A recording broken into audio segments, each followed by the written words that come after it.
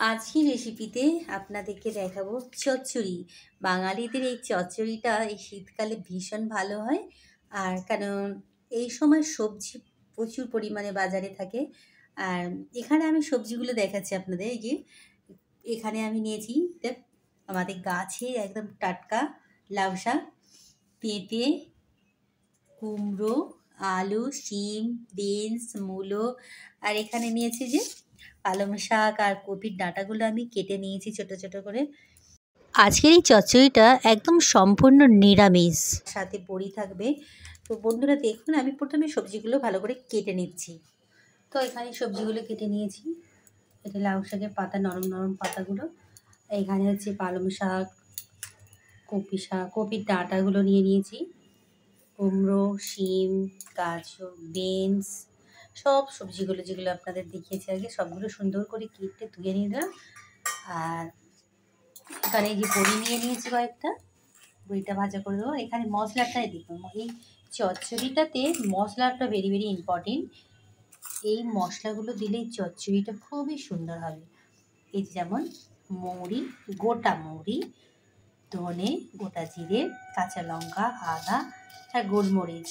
তো আমি এগুলো সব একসাথে এই টমেটোর সাথে মিহি করে বেটে দেবো।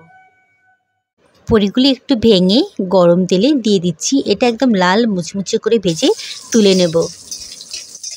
এই তেলের ওপরে আমি সবজিগুলো দিয়ে ভেজে নেব।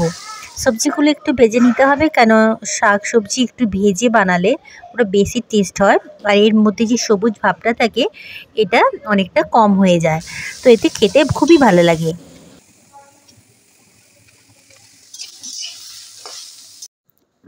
স্বাদ অনুযায়ী নুন দিয়ে দিলাম আর দিয়ে দিলাম হলুদ, দিয়ে এটাকে আর একটু ভাজা করে এবারে আমি দিয়ে দিচ্ছি লাউ শাকের পাতাগুলো। এগুলো দিয়ে আর একটু ভাজা করে নিতে হবে, পাতাটা যা একটু ভাজা ভাজা হয়ে আসবে, ব্যাস এইরকমই। এবারে আমি এগুলো তুলে নিয়ে একটা সিটি কুকারে দিয়ে দেবো।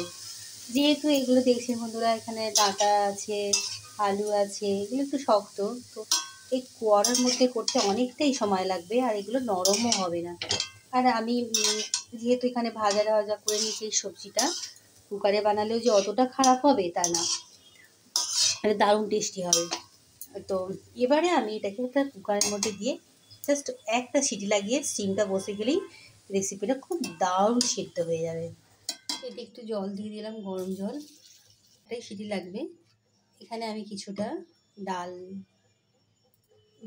ডাল সিদ্ধ এর সাথে দিয়ে দিলে ডালটাও সিদ্ধ হয়ে যাবে। যখন আমাদের বাড়িতে খুব তাড়াতাড়ি থাকে তো আমি এইভাবে ডালটা সিদ্ধ করে নিই। তো ঢাকা দিয়ে দিলাম, জাস্ট একটা সিটি লাগবে, সব রেডি। এখানে এই মশলাগুলো আমি বেটে নিচ্ছি। ভেজে গেছে, এটাকে গ্যাসটা বাটা, একটুখানি হলুদ শুধু মশলাটার জন্য। চচ্চড়ি তেমন লঙ্কা লাগবে না, আর এমনিতে কাঁচা লঙ্কা দেওয়া আছে। এবারে এটা মিডিয়াম আছে, মশলাটা খুব সুন্দর করে কষিয়ে নিতে হবে। মশলাটা বেশ একটু এবার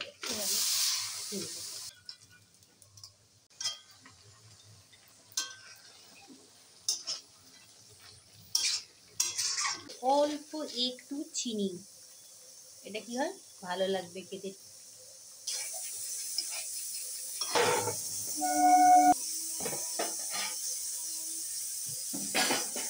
তো সবজিটা বানিয়ে দিলাম খুব কম সময়ের মধ্যে, এরকম একটা রেসিপি খুব সুন্দর, জলটাও শুকিয়ে গেছে।